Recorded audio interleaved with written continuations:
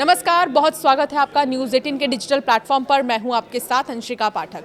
मार्च का महीना आधे से ज़्यादा बीत चुका है और अब कुछ ही दिनों में अप्रैल का महीना शुरू होने वाला है। 1 अप्रैल से देश के कुछ बैंक एटीएम ट्रांजैक्शंस के नियमों में बड़ा बदलाव होने जा रहा है। इसका सीधा असर आपके फ्री ट्रांजैक्शन लिमिट और कैश विड्रॉल पर लगने वाले चार्ज पर पड़ेगा। दरअसल 1 अप्रैल से एटीएम से यूपीआई के जरिए कैश निकालने का भी आपके पास जो है ऑप्शन होगा। जी हाँ, कैश निकालने को भी आपकी फ्री ट्रांजैक्शन लिमिट में गिना जाएगा। अगर आप पहले से तय लिमिट से ज़्यादा ट्रांजैक्शन करते हैं तो आपको एक्स्ट्रा चार्ज देने पड़ सकते हैं। इसके अलावा 1 अप्रैल 2026 से नए इनकम टैक्स नियम लागू होने जा रहे हैं जो मौजूदा इनकम टैक्स एक्ट 1961 की जगह लेंगे। ड्राफ्ट इनकम टैक्स रूल्स 2026 का उद्देश्य टैक्स सिस्टम को सरल और पारदर्शी बनाना है। पहले कई बैंक एटीएम में यूपीआई का इस्तेमाल कर कैश निकालने को अलग ट्रांजैक्शन मानते थे, लेकिन अब नए नियम में इसे आपकी फ्री मंथली लिमिट में जोड़ दिया जाएगा। एचडीएफसी बैंक और पंजाब नेशनल बैंक जैसे बैंकों ने इन नए नियमों का ऐलान किया है। ऐसे में अगर आपने बैंक की दी हुई फ्री ट्रांजैक्शन लिमिट से ज़्यादा बार एटीएम कैश निकालेंगे तो बैंक आपसे हर एक्स्ट्रा ट्रांजैक्शन के लिए 23 रुपये तक की फीस वसूलेगा।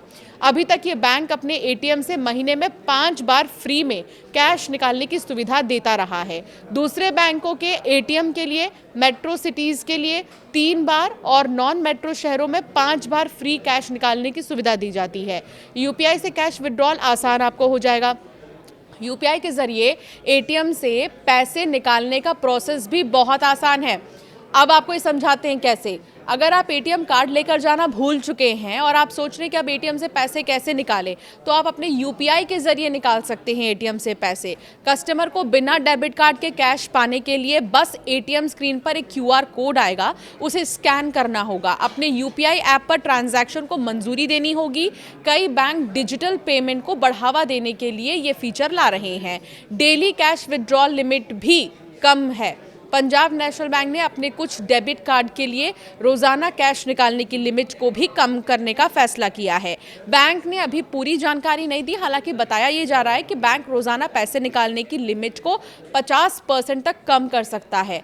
बैंक कस्टमर्स को सलाह दे रहे हैं कि वो अपने कार्ड के नियम चेक कर लें और बड़े ट्रांजैक्शन के लिए यूपीआई या नेट बैंकिंग जैसे डिजिटल ऑप्शन का इस्तेमाल करें। अब पैन कार्ड में क्या बदलाव होने वाला है ये सुनिए। 1 अप्रैल से बैंक या पोस्ट ऑफिस में 10 लाख रुपए प्रति वर्ष कैश जमा या निकासी पर पैन डिटेल देना ज़रूरी नहीं होगा। होटल, रेस्टोरेंट या फंक्शन में 1 लाख रुपए तक के खर्च पर पैन नहीं देना होगा। अगर आपको कार या बाइक खरीदनी है, उसकी कीमत 5 लाख रुपए है, तो इसके लिए पैन की ज़रूरत अब नहीं होगी। 20 लाख तक की प्रॉपर्टी डील के लिए पैन देना भी अब अनिवार्य नहीं होगा। आईटीआर फाइलिंग की डेडलाइन में भी बदलाव हुआ है। अगर बिना ऑडिट वाला बिजनेस या प्रोफेशन है तो अब आप 31 जुलाई की जगह 31 अगस्त तक आईटीआर फाइल कर सकते हैं। तो वहीं आम आदमी यानी सैलरी क्लास के लिए आईटीआर फाइलिंग का समय 31 जुलाई ही रखा है। इसके साथ ही आईटीआर 2 फाइल करने वाले की भी लास्ट डेट 31 जुलाई ही रहेगी। छोटे व्यापारियों और प्रोफेशनल्स को अब 1 महीने की एक्स्ट्रा राहत मिल सकेगी।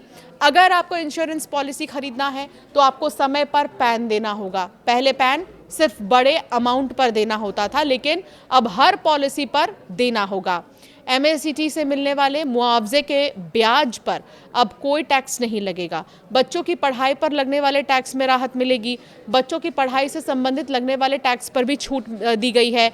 एजुकेशन अलाउंस पर छूट है, 100 से बढ़ाकर 3000 रुपये प्रति महीने की हो जाएगी। हॉस्टल अलाउंस पर छूट है, 300 रुपये से बढ़ाकर 9000 रुपये प्रति महीने कर दी गई है। ये छूट अधिकतम 2 बच्चों को मिल सकता है। शेयर बाजार में फ्यूचर ट्रेडिंग महंगी हुई है। फ्यूचर ट्रेडिंग पर लगने वाला एसएसटी 0.02% से बढ़कर 0.05% हो जाएगा। ऑप्शन प्रीमियम पर एसएसटी 0.10% से बढ़कर 0.15% हो जाएगा। ऑप्शन एक्साइज पर भी 0.15% SST लगेगा। अब SST का मतलब ये है सिक्योरिटी ट्रांजैक्शन टैक्स। ये टैक्स शेयर खरीदने और बेचने पर लगाया जाता है। हालांकि ये बदलाव सामान्य ट्रेडिंग पर नहीं बल्कि फ्यूचर ट्रेडिंग पर हुआ है। नए इनकम टैक्स नियम की अगर बात करें तो 1 अप्रैल 2026 से लागू होने जा रहे हैं, जो मौजूदा इनकम टैक्स एक्ट 1961 की जगह लेंगे।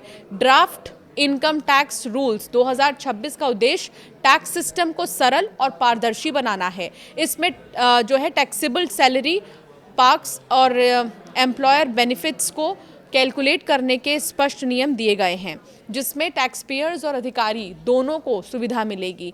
नए नियमों में कंपनी द्वारा दिए गए घर, गिफ्ट, लोन और रिटायरमेंट कंट्रीब्यूशन पर टैक्स के स्पष्ट प्रावधान शामिल हैं। हालांकि कई नियम पुराने सिस्टम को ही व्यवस्थित करते हैं, लेकिन कुछ नए बदलाव मिडिल क्लास और सैलरीड कर्मचारियों की टैक्स प्लानिंग को प्रभावित कर सकते हैं। ऐसे में टैक्स पेयर्स के लिए इन 7 अहम बदलावों को समझना बहुत ज़्यादा ज़रूरी है। तो ये वो बदलाव हैं, वो नियम हैं जो बदल रहे हैं, और इस चीज़ का बहुत ज़्यादा ध्यान रखिए। चाहे आपके पैन कार्ड हो, आधार कार्ड हो, या फिर आप UPI का इस्तेमाल कर रहे हैं, या फिर आप ATM से UPI के ज़रिए पैसे निकाल रहे हैं, तो आपको ये जानना बहुत ज़रूरी है कि क्या कुछ बदलाव हुए हैं।